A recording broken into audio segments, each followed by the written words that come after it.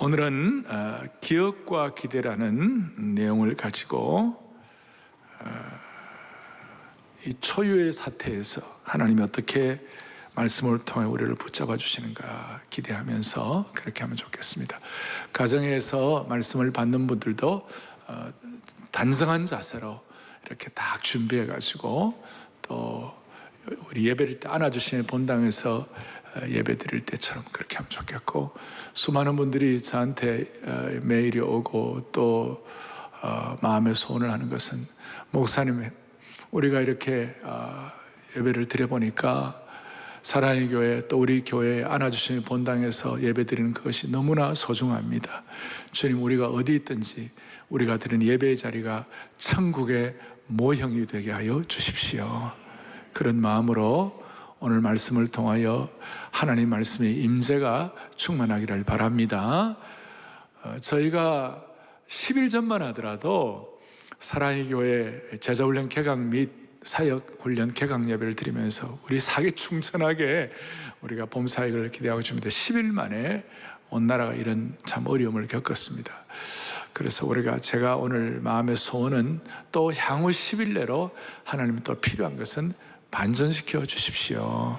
대부분 지금 기대가 어렵다 이런 생각을 하고 있는데, 하나님 주님의 방법으로 반전시켜 주시옵소서. 왜 그런 거 아니? 초대교회에도 동일한 위기가 있었죠.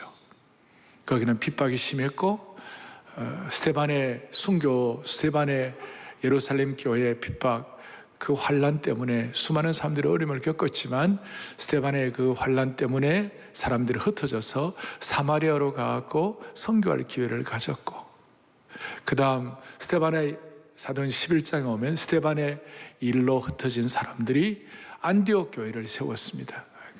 세계 선교를 향한 아주 초석이 될 수가 있었습니다. 더더구나 스데반의 환난 때문에 그걸로 끝나나 했더니 사울 바울을 준비해 가지고 이방 선교를 위하여 하나님이 예비하신 최고의 적절한 사람을 글로벌 선교를 위하여 하나님이 발탁시켜 주신 것입니다. 마찬가지로 이번 이 계기를 통하여 우리의 신앙이 다시 한번 새롭게 재편되게 도와주시옵소서. 아마 한국 사회도 그러고 한국 교회도 그러고 영적으로 어떤 새로운 차원, 새로운 재편이 일어날 것입니다. 그런 차원에서 우리가 사모하면서 이런 상황에서 우리가 어떤 자세로, 어떤 영적인 태도로, 우리는 어떤 영적인 해석을 해야 할 것인가, 그런 마음을 가지고 오늘 주님 주신 음성 듣고 그 다음 모두가 다 합심해서 기도함으로 말미암아 우리 지금 사랑 온 정오 기도회 우리가 캐치프레이즈가 있잖아요. 하나님 이 민족을, 대한민국을 주님 치유하여 주옵소서. 자, 앞에 있는 것처럼 대한민국을 치유하여 주옵소서. 그리고 이 땅을 치유하고 회복시켜 주시옵소서. 그리고 시편 46편의 말씀 그대로 적용될 수 있도록 우리가 마음의 소원을 할 수 있기를 바랍니다. 자, 첫 번째 생각할 것은, 우리는 동떨어진 별개의 섬을 갖고 사는 인생은 아니다. 우리는 동떨어진 별개의 섬이 아니다. 우리가 영적인 안목과 해석을 가지고 특별히 이 역사의 현장에 저희들이 있습니다. 우리가 역사의 현장에 있으니까 우리가 역사의 책임을 회피할 수가 없는 것이에요.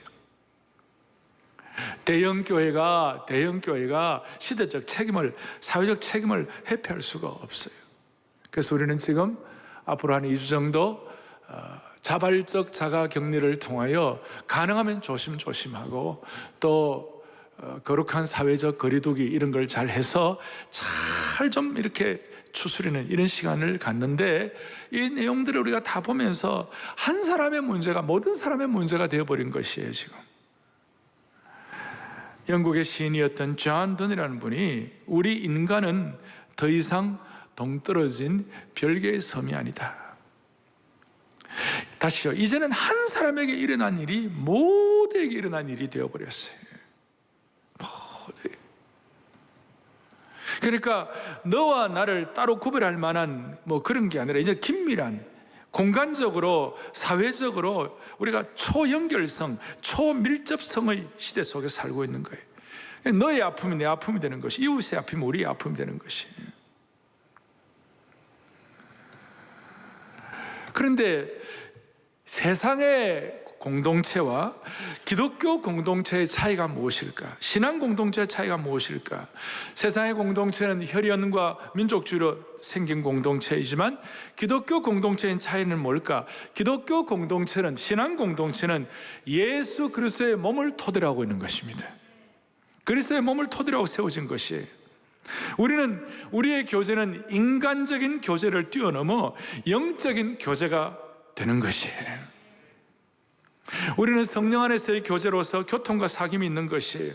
그래서 우리는 고통까지라도 함께 나누는 깊은 교제의 단계로 신앙 공동체는 나가는 것입니다. 사랑원 정오 기도를 통하여 이 민족을 치유하여 달라고 합심해서 기도하는 이유가 바로 거기에 있는 것이에요. 우리는 한 사람의 문제가 우리 모두의 문제가 된다 했을 때, 신앙적으로 볼 때 고전 12장 26절 바울 사도가 가진 통찰력입니다. 같이 우리 보겠습니다. 만일 한 지체가 고통을 받으면 모든 지체가 함께 고통을 받고, 한 지체가 영광을 얻으면 모든 지체가 함께 즐거워하느니라. 아멘. 지금 이 시대는 인터넷 온라인으로 연결되어 있어 가지고 서로 간에 전 방향적으로 연결되고 그렇게 되어 있는 것 같지만 사실은 개인적으로는 냉담하고 그럴 때도 있잖아요. 그런데 그리스도인 공동체는 한 지체가 고통을 받으면 모두가 고통을 받는 것이에요. 따라서 우리는 대구의 어려움이 우리의 어려움이 되고, 바이러스 확진으로 고생하는 이웃이 우리의 기도의 제목이 되어야 하는 줄로 확신합니다. 모두의 아픔이 되는 것이. 영성신학자 마르바던이 있는데, 이 마르바던이 희열의 공동체라는 책에 이런 내용이 나와 있어요. 자기가 경험했던 신앙 공동체의 축복과 의미가 무엇인지를 잘 표현하고 있는 것입니다. 그 마르바던은 한쪽 눈이 보이지 않고 두 다리는 걷기에 불편하고, 어렸을 때 알았던 홍역 바이러스로 수십 년 동안 당뇨로 고생하고, 그 다음 신장 이식을 받은 후에 하루에도 10번이 넘게 약을 먹어야 하는 그런 병과 고초를 앓고 살고 있었던 거예요. 그런데 그녀가 그 가운데서도 감사함으로 살아갈 수 있는 이유가 뭐냐? 그리스도의 몸을 기초로 한 신앙 공동체에서 찾고 있었던 거예요. 그는 이런 간증을 해요.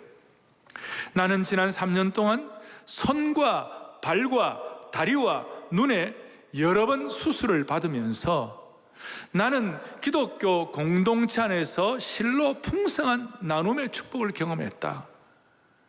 교회 지체들은 병원까지 나를 태워주었고, 나를 위해 식사를 준비해 주었고, 집안을 청소해 주었다. 버팀대와 붕대를 하고 있는 동안 목발과 휠체어를 마련해 주고 나를 위해 기도해 주었다. 그분들의 도움이 없었다면 내가 이 어려움의 시기를 어떻게 이겨낼 수 있었을까?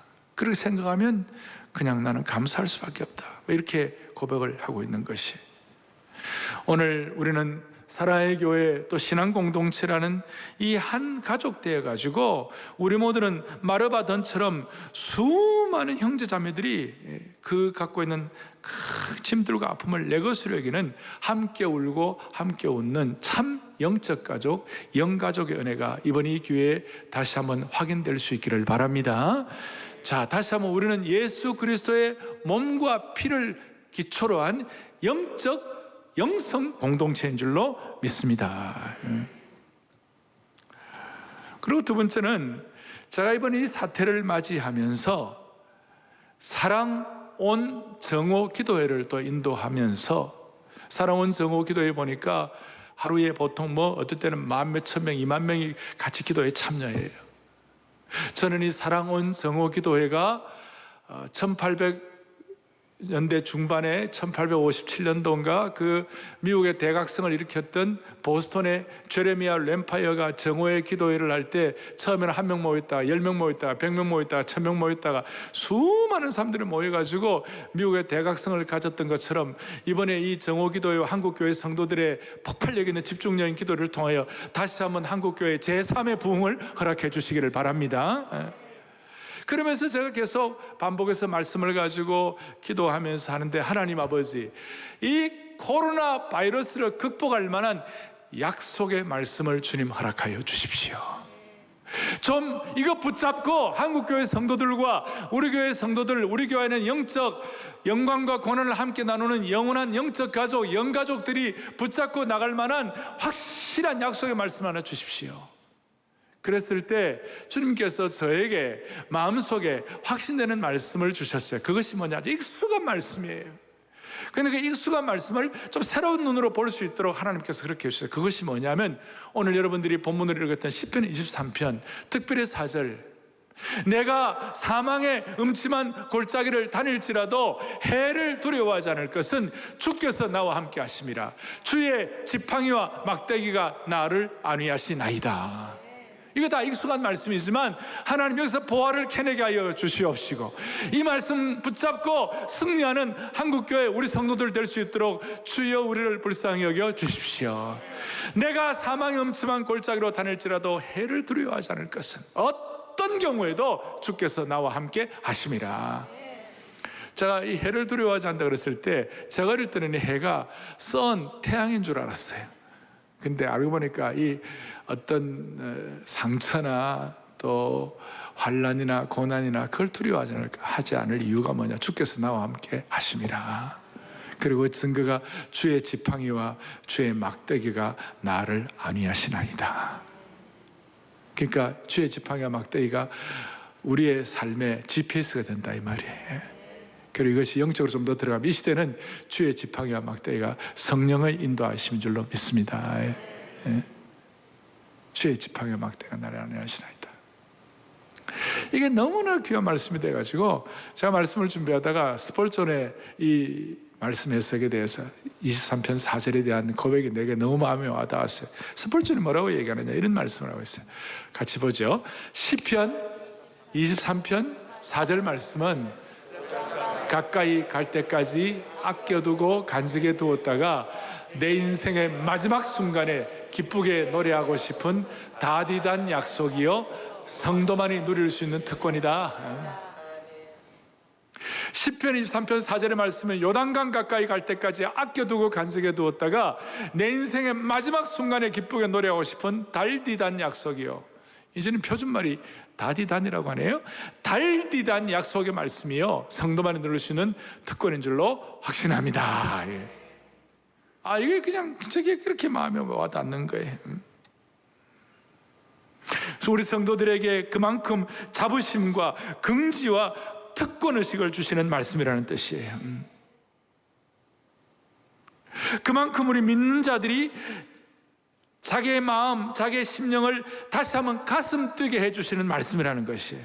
그래서 이 말씀만 꽉 붙잡고 있으면 두려움 때문에 힘든 사람들에게 못 갈 곳이 없게 하여 주시옵시고, 불안 때문에 어려워하는 사람들에게 못 살 곳이 없게 하여 주시옵시고, 무력감 때문에 힘들어하는 분들에게 못할 일이 없도록 만들어 주시는 것이에요. 다시 정리하면 두려움 때문에 못 갈 곳이 없고, 불안 때문에 못 살 곳이 없으며, 무력감 때문에 못할 일이 없다. 이 말씀은 우리로 하여금 인생의 두려움과 불안과 무력함을 뛰어넘게 해준다는 약속의 말씀인 것이. 그리고 이 말씀은 시제가 언제냐? 미래 시제가 아니에요.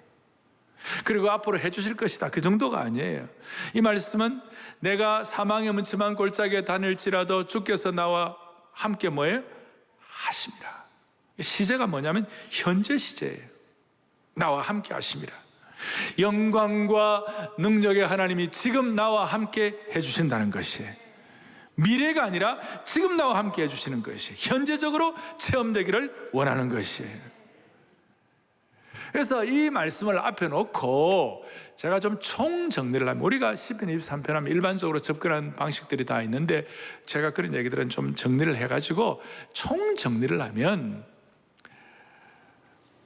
우리는 별개의 섬으로 살아가는 인생이 아닌 사람들에게 꼭 살아가야 할 지표가 뭐냐면, 과거의 은혜는 기억하고 미래의 하나님의 인도는 기대하는 것이에요.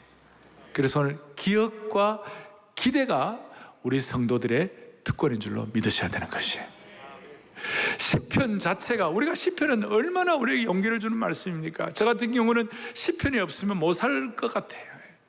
수많은 고난의 과정들을 지나온 인생을, 지나간 시절을 돌이켜보면 시편이 없으면 못 사는데, 이 시편의 150편 가운데 반 이상을 다윗이 썼잖아요.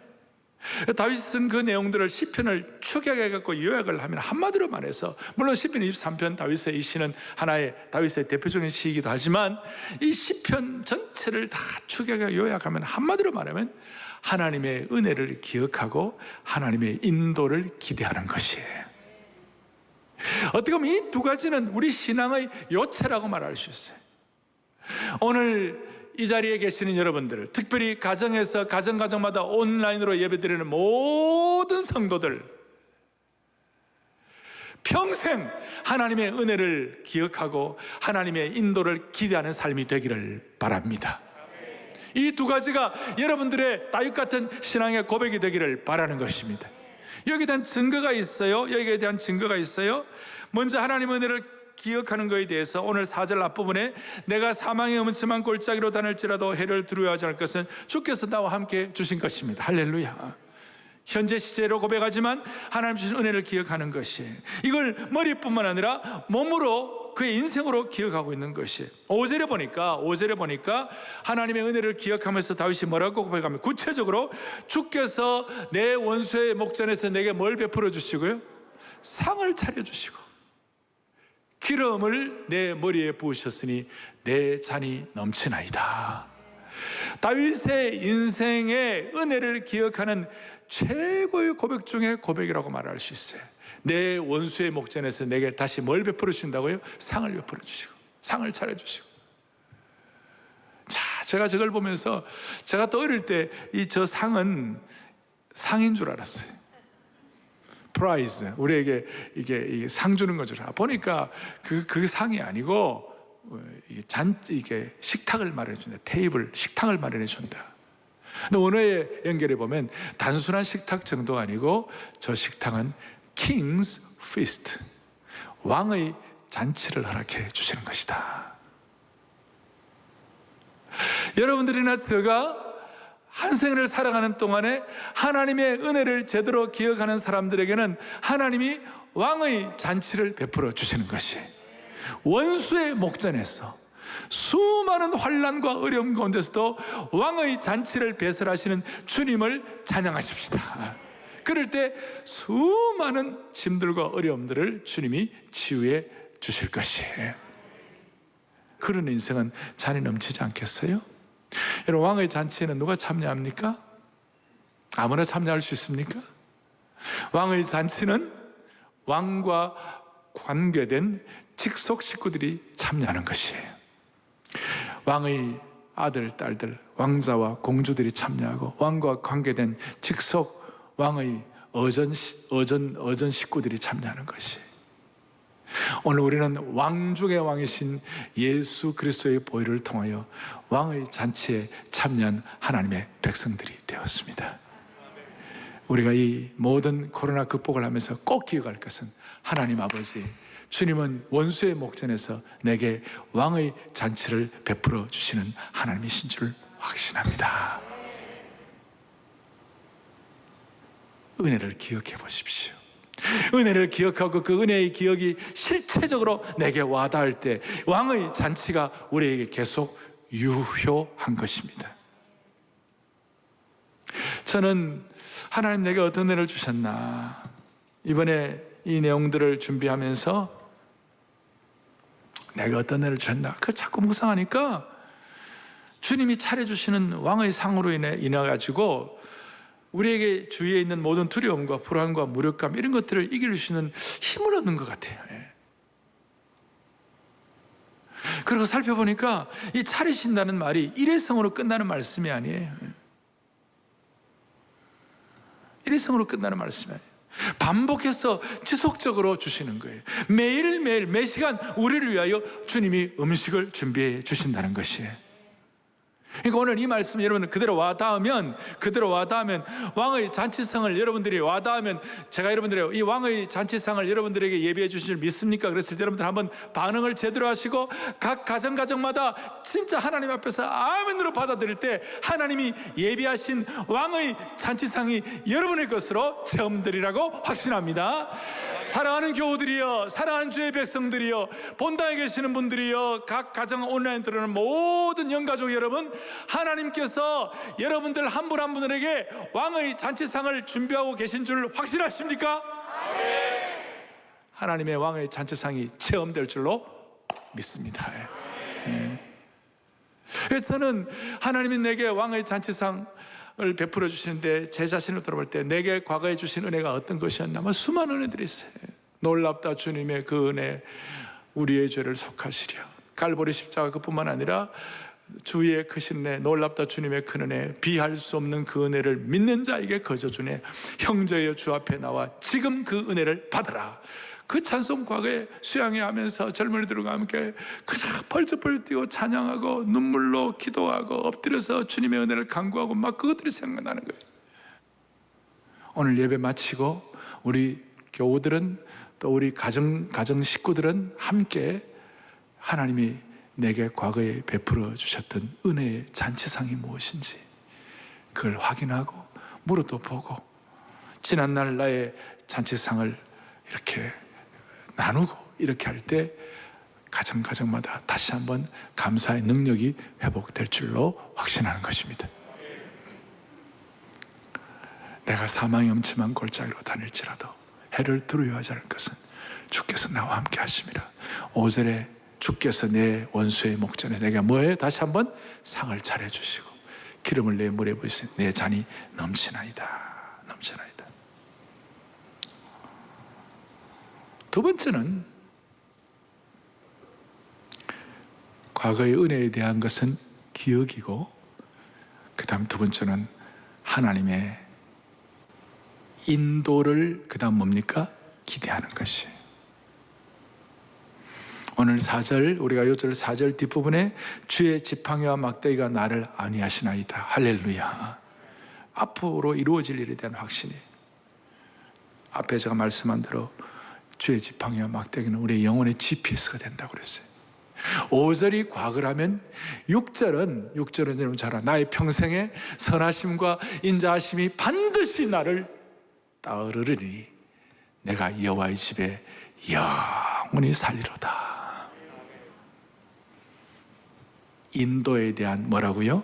기대. 은혜에 대한 기억이라면 인도에 대한 하나님의 기대를 저희들은 믿습니다. 그리고 다윗은 이 은혜를 받아가지고 뒤에 시편 30편에 보면 30편 5절에 그 노염은 잠깐이요 그의 은총은 뭡니까? 평생이로다. 저희들은 지금 이런 환경 가운데서 하나님의 강력한 인도를 분명하게 기대하는 성도들이 되기를 바랍니다. 우리는 이 예배가 얼마나 소중한지를 우리는 확인했습니다. 앞으로 이제 더더 우리는 이 예배를 더 기대하고, 전에 제가 베를린 필하모니에 갔는데 베를린 필하모니 공연 시작하려고 할 때 터질 듯이 사람들이 기대하고 있었어요. 올림픽 할 때, 올림픽 개막식 시작할 때 10, 9 해가지고 3, 2, 1 카운트다운 할 때 사람들이 막 마음을 모아가지고 온 사람들이 기대하고 막 그렇게 하잖아요. 그런 것처럼 앞으로 우리 예배를, 이 소중한 예배를 터질 듯이 기대하는 그런 축복이 있기를 바랍니다. 이 기억과 기대, 이 두 가지는 우리로 하여금 습관적인 신앙의 폐해, 습관적인 신앙의 폐단, 관성에 의해서 신앙생활을 하는 것을 극복하게 만들어주는 것이. 안에 조금만 더 깊이 들어가면 신앙의 본질인 은혜를 기억하고 하나님의 인도를 기대하는 것을 방해하는 것이 뭐냐면 우리의 습관적인 신앙과 관습적인 신앙의 폐단이에요. 그러니까 기억과 기대를 방해하는 것이 습관적인 신앙이라는 거예요. 무슨 말이냐? 습관적인 신앙의 가장 큰 문제는 하나님의 은혜와 인도하심에 대해서 가슴이 뛰지 않는 것이, 그리고 이 습관적인 신앙의 가장 큰 문제는 자신의 모습을 제대로 보지 못하는 것이. 아주 대표적으로 신약교회 가운데 라오디게아 교회라고 있어요. 요한계시록 3장 17절에 보면 라오디게아 교회에 대해서 뭐라고 말하느냐, 같이 보지요. 너가 말하기를 나는 부자라 부유하여 부족한 것이 없다 하나, 그 다음 뭐예요? 너의 곤고한 것과 가련한 것과 가난한 것과 눈먼 것과 벌거벗은 것을 알지 못하는도다. 라오디게아는 그 당시에 아주 부유한 지역이었고, 겉으로 볼 때는 품위가 있고 다 좋은 것 같았지만 실제로는 영적으로 너무나 벌거벗었고 너무나 참 힘들었다는 것이. 하나님 보시기에는 벌거벗은 것조차 모르는 부끄러운 존재였다는 것이. 제가 존경하고 사랑하는 에이든 토저 목사님은 구약에서 이스라엘 민족을 가장 많이 괴롭혔던 원수가 뭐냐? 관습의 독재라는 것이. 제가 한 번씩 얘기하잖아요. 관성에 의해 신앙생활하다 보면 반드시 트랩에 걸린다고. 관습의 독재, 이게 무슨 말이냐? 습관적 신앙의 폭군이라는 것이. 우리식으로 표현하면 습관적 신앙이 이스라엘 민족의 가장 큰 문제가 되었다는 것이. 우리가 이런 사태들을 보면서 우리가 또 이렇게 우리 같이 경험해 나가면서, 하나님, 우리 관습과 습관적으로 매너리즘에 빠진 나미너란 이런 신앙의 차원에서 우리가 탈피하게 하여 주십시오. 그 간절한 마음의 소원이 필요해요. 이스라엘 백성들이 신명기 1장 6절 7절에 보면 이런 내용이 나와요. 같이 보죠. 너희가 이 산에 거주한 지 오래니 방향을 돌려 행진하여. 무슨 말이냐면 호렙산에 이스라엘 백성들이 거기 이제 광야길 가다 호렙산에 갔는데 너무 좋은 거예요. 호렙산에 이제 거기서 이제 안주를 하게 되니까 그게 익숙하고 편안해졌어요. 그래서 이 산에 거주한 지 오래니 이제는 방향을 틀어 행진하라. 이스라엘 백성들이 한동안 안전한 산기슭에 머무는 것이 편안해졌어요. 그것 때문에 자기들이 왜 출애굽을 했는지, 무엇 때문에 광야를 통과해야 하는지, 사명이 무엇인지 다 잃어버린 거예요. 우리는 이런 상태를 맞이하여 하나님 아버지, 습관적인 신앙 탈피하게 하여 주십시오. 그리고 다시 한번 우리의 사명과 우리에게 주신 우선순위가 무엇인지 점검하게 하여 주시옵소서. 어떤 사람은 사명이라는 것조차 내게 있는지 모르는, 그것조차 희미해진 그런 분들이 있다면 다시 한번 정리하게 해달라고 그랬어요. 습관적 신앙에 빠진 사람은 마치 공동묘지에서 잠자고 있는 사람 비슷해요. 어제가 오늘 같고 오늘이 내일 같은 공동묘지에 잠자는 사람의 특징이죠. 과거에 대한 기억도, 은혜에 대한 기억도 없고 미래에 대한 인도에 대한 가슴 뛰는 기대도 없는 것이, 그게 공동묘지에서 잠자고 있는 사람들의 특징이에요. 광야길에서 산기슭에서 이스라엘 백성들이 따뜻한 햇볕을 쬐이고 그저 평안함에 익숙해가지고 꾸벅꾸벅 졸고 있는 습관적 신앙의 모습이라고 말할 수 있어요. 신앙의 소중한 감정들은 무디어져가지고 자신에게서 생명의 잎사귀가 하나둘씩 떨어져 나가는 것도 보지 못하는 것이. 그러다 어느 날 문득 눈을 떠가지고 자기를 보니까 신앙의 나뭇잎이 모두 떨어져 나가는 벌거벗은 상태, 나무의 상태가 된 것이, 벌거벗은 나무가 된 것이. 우리 다시 한번 이번 이 기회를 통하여 주님, 하나님의 은혜를 기억하고 하나님의 인도를 기대함으로 말미암아 우리의 가슴 뛰는 신앙생활을 회복해야 해가지고 습관적 신앙에서 탈피하게 하여 주시옵소서. 바울이 고백한 대로 에베소서 5장 14절을 또박또박 같이 보겠습니다. 잠자는 자여 깨어서 죽은 자들 가운데서 일어나라. 그리스도께서 너에게 비추이시리라. 아멘. 우리 잠자는 신앙을 다시 한번 깨뜨려버리고 죽은 자들, 죽은 같은 신앙생활을 탈피할 수 있는 영권을 회복하기를 바라는 것입니다.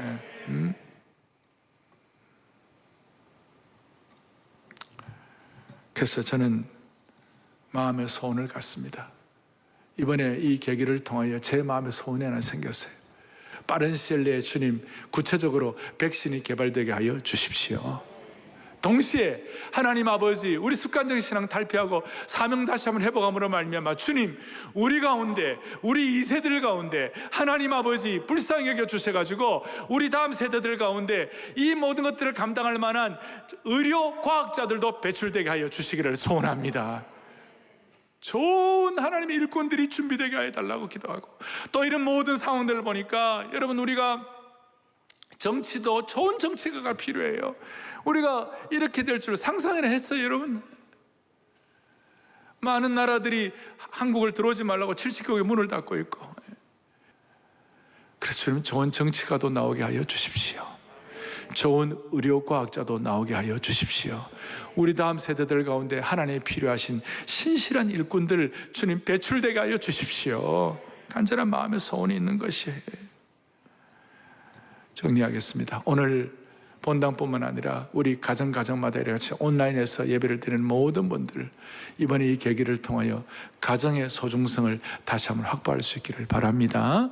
자발적 자가격리 때문에 어디 많이 나가지도 못하지만 이제는 가정 예배도 늘 드리는데, 제가 이제 안 봐도 미루어 침작되는 것이 있어요. 맨날 보니까 또 싸울지 몰라요. 서로 그냥 티격태격 할지 몰라요. 부모와 자식 간에 서로 좋은 소통이 되게 하시고, 또 부모도 일방적으로 나 때는 말이야, 내 때도 나 때는 말이야, 라떼 is horse, 뭐 그렇게, 이거 제가 처음 얘기하니까 90% 무슨 말인지 못 알아듣더라고요. 라떼 is horse, 나 때는 말이야, 그렇게 하면서 강조하지만 말고 자신들과 함께, 자녀들과 함께 좋은 소통이 있기를 바랍니다. 주의 크신 인자와 긍휼을 베풀어 주시기를 바랍니다. 주께서 주신 은혜를 가지고 모든 그리스도인들, 우리는 모든 그리스도 예외가 없어요. 우리는 푸른 초장 아니면 사망의 음침한 골짜기 아니면 광야의 길을 반복하면서 다녀야 돼요. 안 그런 사람이 없어요. 인생은 다 그렇게 되어 있어요. 그럴 때마다 꼭 두 가지, 하나님이 주신 은혜를 기억하고 하나님이 인도하실 것을 기대하십시다. 그리고 그런 인도와 기대를 가지고 우리가 차곡차곡 우리의 마음에 정리를 할 때 하나님께서 이 민족을 불쌍히 여기시고 대한민국을 치유해 주실 줄로 믿습니다.